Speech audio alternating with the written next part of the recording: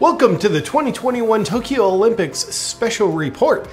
At the first ever Woke Olympics, viewership has never been lower, yet virtue signaling has never been higher. Oddly enough, it turns out the public doesn't want to watch people who hate their country represent their country. The game started off with a bang when the women's soccer team, instead of playing soccer, decided to kneel during the national anthem. They ended up losing in a complete shutout to Sweden. Megan Rapinoe, Victoria's Secret's most outraged spokesperson, led the way in her team's successful display of kneeling. They knelt in support of Marxist organization BLM. And as Marxism is used to usher in socialism, Megan's team went on to score the exact amount of goals that reflects the level of prosperity that socialism brings with it. 0. After the game, Rapinoe said they can build on this performance, optimistically predicting that if she can spend even more time being an activist for degenerate causes, the next time her team will be able to score even less goals. Unfortunately, not all athletes competing for America hate America. Here you can see a number of proud Americans who were successful at the games, including this picture of what appears to be a group of cisgenders gathered around a hate symbol. Why are they gathered around a hate symbol? Because they're clearly racist. And on the note of proud Americans, First Lieutenant Amber English took home gold in shooting. We hope Americans can enjoy this success and take it in, as it's likely the last time that shooting will be included in the Olympic Games. Why? Because Supreme Leader Biden, who's protected by people with guns, wants to take your guns, disarming the population, even though it's your Second Amendment right to own guns. He's also trying to take away your First Amendment rights as well. And that's the kind of respect for the Constitution you want in a president. Someone who hates their country in charge of their country.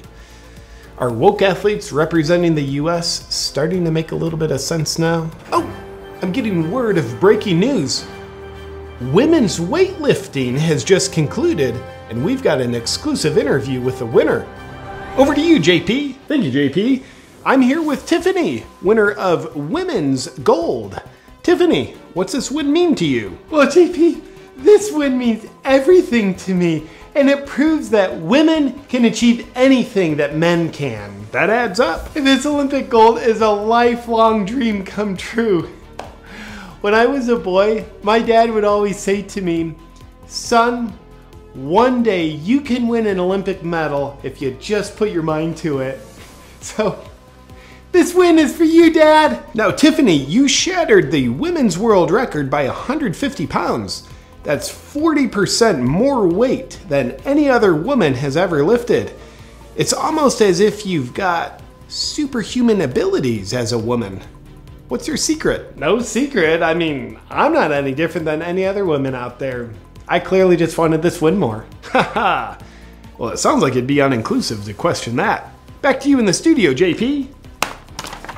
Wow, what an inspiring tale of Olympic glory. In the Olympics overall, China leads the way, followed by North Korea, with the US closely behind in the communism tally. And with the left controlling all three branches of government, look for that to change as the US charges forward into being completely absorbed by China. Concluding the Tokyo Olympics special report, normally the Olympics are a 2-week period every 4 years, where people pretend to care about sports that they don't care about.